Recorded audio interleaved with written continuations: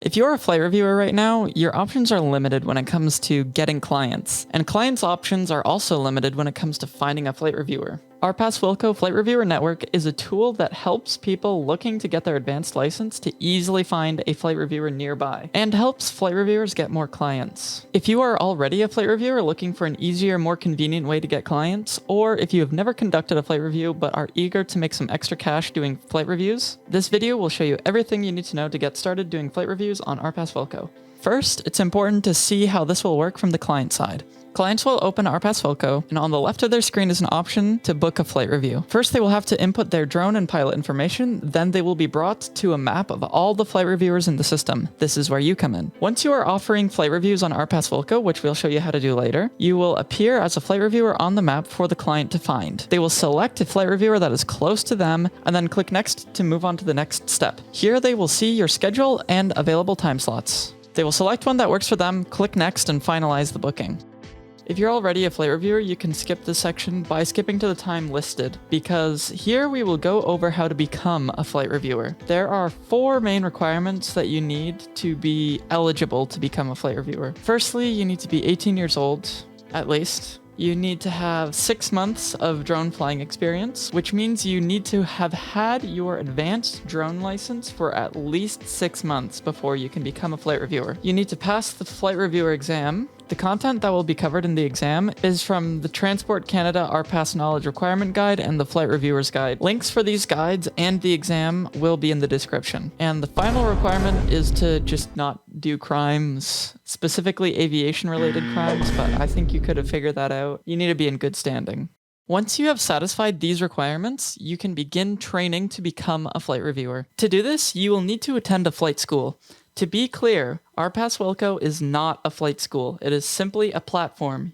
You need to be affiliated with a flight school to do flight reviews. You can use any flight school you want, but RPAS Center is the one that we recommend. And RPAS Center will be offering training to become a flight reviewer on RPAS WILCO for free, but it is not yet available to the general public. So what you have to do is scroll down to this video's description and click on the RPAS Center Flight Reviewer form.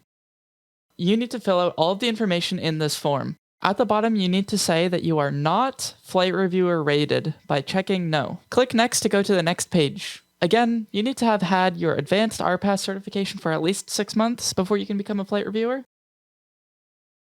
Finally, select Sign Me Up to sign up for the flight reviewer training course. Once you submit the form, you will be contacted via email in a few days and they will set you up. From there, you will be given the training required to become a flight reviewer, and then your RPAS WILCO account will be upgraded to flight reviewer status, which includes a free pro membership. If you are already a flight reviewer, all you need to do is scroll down on this video to the description and click on the RPAS WILCO flight reviewer form. Obviously, you also have to fill out the form. You will then be contacted via email in a few days with more information. After that, your RPAS WILCO account will be upgraded to flight reviewer status. Once your account is approved by RPAS WILCO, a flight review tab will appear on the left of the website. Click on it and then click Offering underneath. Here's where you set up the booking for the services that you're going to be offering. At the very top is where you need to input the address of where the flight review will take place. Under that is a drop-down menu where you can select which flight schools you are affiliated with. Once you're done, click Save Settings. Below that is a box where you can select which services you're going to be offering. Right now, you can only select flight review, although you will be able to offer flight training in the future. Once you select flight review, you will input whatever price you want to charge to do the flight review. In order to continue, you're going to have to agree to the terms of service. There's a few important things that I'd like to highlight from the terms of service. I'm not going to read all of it, you'll have to do that yourself, but there's a few things that I want to highlight. You, as the flight reviewer, can reschedule up to 3 hours before the session in case problems such as weather arise. However, neither you nor the client can cancel the session. You will be given a flight review checklist available in the RPAS WILCO app. And finally, I need to explain payment. You can set whatever price you want for the flight review, and RPAS WILCO will take a 30% service fee. You will be paid when the flight review ends. You will also be given a free pro membership to the RPAS WILCO app. And then select the checkbox saying that you agree to it, and then click Save Offering. If at any point you need to change the amount you're charging, or once the flight training becomes available, you can click the Edit Offering button to change any of the settings that you need to.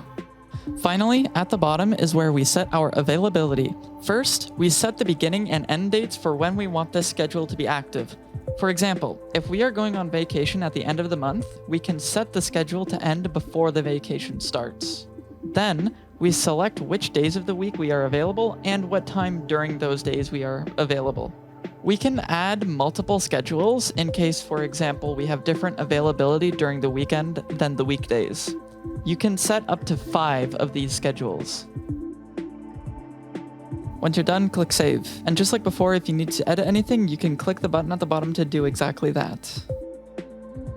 To the left under Flight Review and click on the Calendar button, you will be brought to a calendar that shows all of your available and booked time slots. And then just below the Calendar button, you can click the Booking List, and it will give you a list of all of the flight reviews that have been booked with you. If you followed all of these steps properly, you should now be listed on the RPAS WILCO Flight Reviewer Network, and clients will be able to find you there. Once you've got your first client, you're going to need to set up a mission for their flight review. You can do this on the web or on mobile, but today we'll use mobile. When you open the app, you're going to want to click on the Create Site Survey button. You will be asked which type of mission you would like to create. Obviously, we want to make a flight review mission. If you're already familiar with the app, you'll see that we've been brought to the new mission screen, except there are a few extra options. First, there's a menu that lets you choose which flight school you're going to represent for the flight review. Only the flight schools that you are affiliated with will show up here. Next is a menu where you can choose which client you are doing the flight review for. Only clients who are booked within the next 3 days will show up here.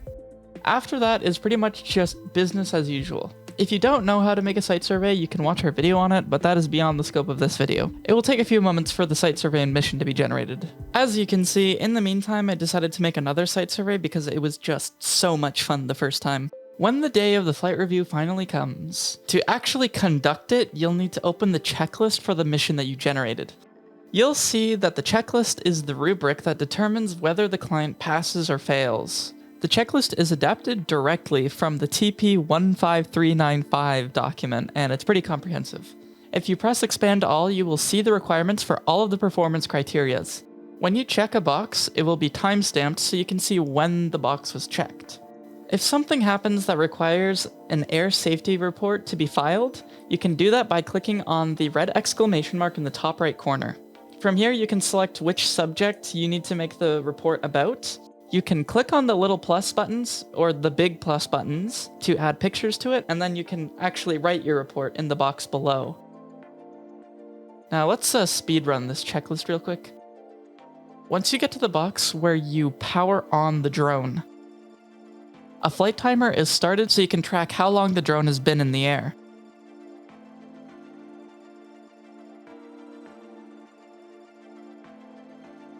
When you check the box saying that you've powered off the drone, that's when the timer is stopped. Once you check the box saying that the drone is secured, the checklist will be finished and you will no longer be able to go back and change anything.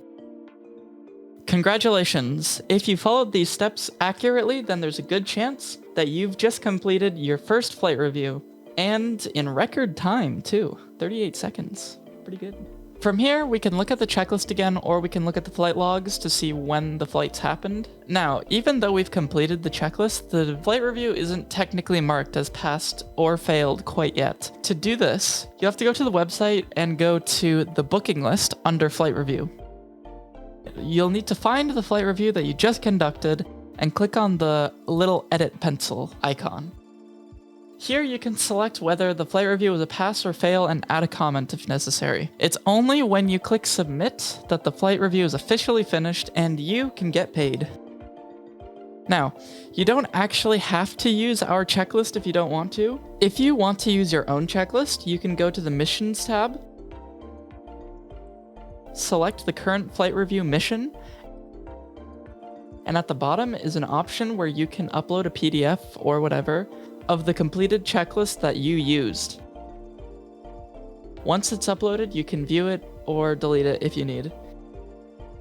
Using this method, you end the flight review the same way, so go to flight review, booking list, click edit on the flight review, and select pass or fail. If after all of this you still have questions, we hold weekly Q&A sessions. Email us at reviewer@aimrobotics.io for more information. So congratulations and happy flying. Is that a phrase people say? I don't know.